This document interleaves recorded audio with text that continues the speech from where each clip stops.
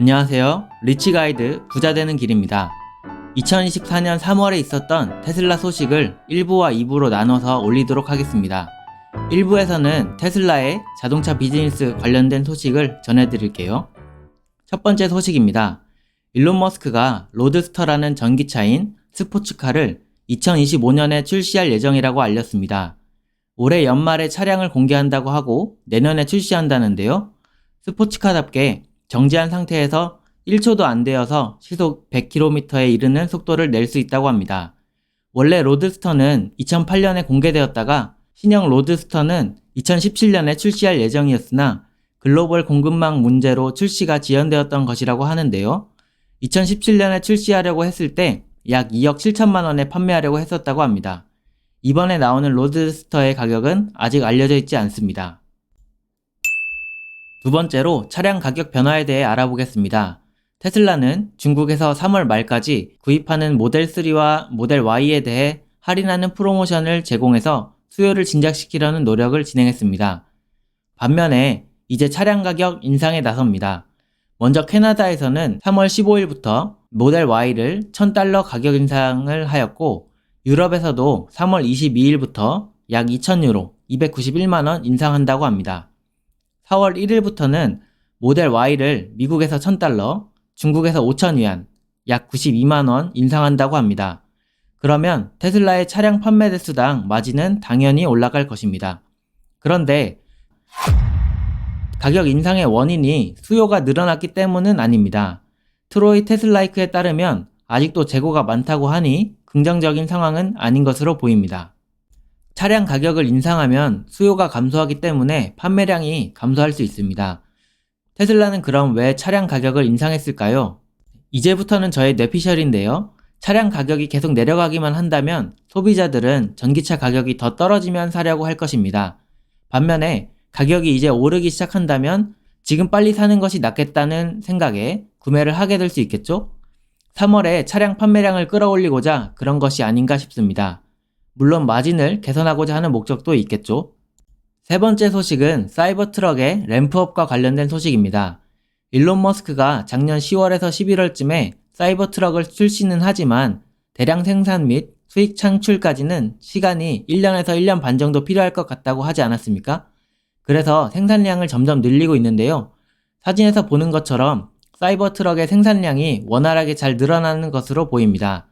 최근에는 사이버 트럭에 들어가는 4680 배터리의 생산 속도가 늘어나서 이제는 1000대의 사이버 트럭에 들어가는 배터리를 일주일 동안 만들 수 있다고 합니다. 이에 대해서 게리 블랙이라는 애널리스트가 분석을 내놓았는데요. 이 사이버 트럭의 생산량이 확대가 되면 2025년 수익의 핵심 촉매제가 될 수 있다고 했습니다. 4분기까지 주당 1000대를 생산할 수 있을 거라고 했으나 현재 속도를 봐서는 그보다 더 빨리 이뤄질 수 있을 것 같지 않나요? 이분이 사이버 트럭당 $20,000의 수익을 내서 내년에 총 10만 대가 인도가 되면 EPS가 $0.5 증가하는 효과가 나타날 것 같다고 했습니다. EPS $0.5 증가가 어느 정도냐면요. 그림에서 보시는 2023년 EPS는 3.12달러가 나왔습니다. 0.5는 대략 1년치 EPS의 6분의 1에 해당하는 양이죠. 실적이 0.67개 분기에 버금가게 증가한다는 것입니다. 사이버 트럭만으로요. 더군다나 사이버 트럭을 현재까지 구매한 사람들은 트럭을 한 번도 소유해 본 적이 없는 사람들이라고 하니까 수요가 생각보다 더 많을 수 있을 것 같습니다. 가격도 미국에서 판매되는 트럭들과 큰 차이가 없을 정도라고 하니까 가격적인 메리트도 있는 것 같고요. 뿐만 아니라 사이버 트럭이 모양이 특이하다 보니까 연예인들이 타고 다니면서 SNS에 올리고 있거든요. 자동 홍보 효과도 있어서 인기가 대단합니다. 그 외에 간단하게 소식들을 정리해 보자면 기가 텍사스 공장이 오른쪽 그림과 같이 확장을 하고 있습니다. 그리고 인도 진출 가능성이 열렸는데요. 인도 진출이 어려운 이유가 관세 때문입니다. 맨 아래 형광펜을 보시면 전기차 수입 관세율이 70에서 100%라서 경쟁력이 많이 떨어지는 것을 알 수 있습니다. 그런데 이번에 만약 인도에 약 $5억 이상의 투자를 진행하고 3년 이내에 전기차 생산을 시작할 경우 전기차 수입 관세를 5년간 15%로 감면시켜 주겠다고 했습니다. 향후 인도 시장에 진출하게 될지 귀추가 주목됩니다. 테슬라가 나중에 또 공장을 지어야 되는데 그게 태국이 될 수도 있다는 이야기가 나왔다고 합니다. 태국 공무원 관계자가 작년에 테슬라와 이야기를 나눴다면서 현장 조사도 시행했었다고 하네요. 마지막으로 테슬라가 말레이시아로 첫 모델 Y를 인도했는데 말레이시아 시장으로도 잘 진출해서 판매처를 다변화하여 수요를 많이 끌어낼 수 있었으면 합니다. 이제 중요한 인도량 예측치를 보겠습니다. 인도량 예측치는 시간이 갈수록 점점 감소하는 추세입니다. 트로이 테슬라이크가 예측하는 1분기 인도량 수치가 점점 감소하는 것을 알 수 있습니다.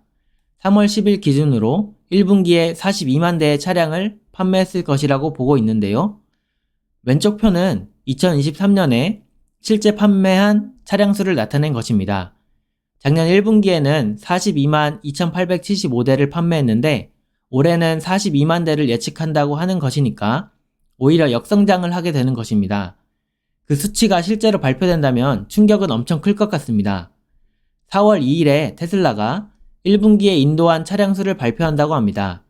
실적 발표 당일 단 하루에 충격받는 것보다 미리 4월 2일에 충격을 받으면 정작 실적 발표 때는 주가 하락이 덜하지 않을까 합니다.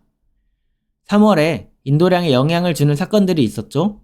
물론 가장 큰 것은 수요가 적다는 것입니다. 그리고 환경운동가들이 저지른 기가 베를린 주변 변전소 방화 사건이 있었습니다. 이건 다행히 3월 14일에 빠르게 복구를 했습니다. 추가로 일론 머스크가 복구된 기가 베를린 공장에 가서 나중에 기가 베를린에서 세미트럭을 생산하게 될 수 있다는 말을 했다고 합니다.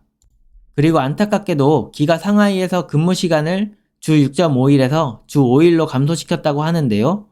기가 상하이가 테슬라 공장 중에서 가장 많은 차량을 생산하는 곳이기 때문에 데미지가 클 것 같습니다.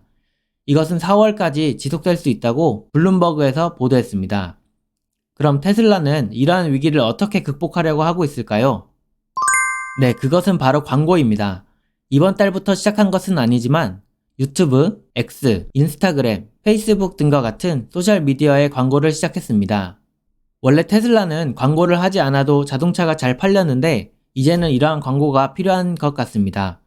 광고를 한다고 해서 즉각적인 자동차 판매 실적으로 이어지진 않겠지만 서서히 사람들의 인식 속에 테슬라 전기차가 들어가고 가격도 보조금을 받고 나면 생각만큼 비싸지 않다는 인식을 갖게 되면 판매량이 늘어나지 않을까 싶습니다. 영상 끝까지 시청해주셔서 감사합니다. 1부 영상은 안 좋은 이야기가 많았지만 2부 영상에서는 긍정적인 소식으로 만날게요.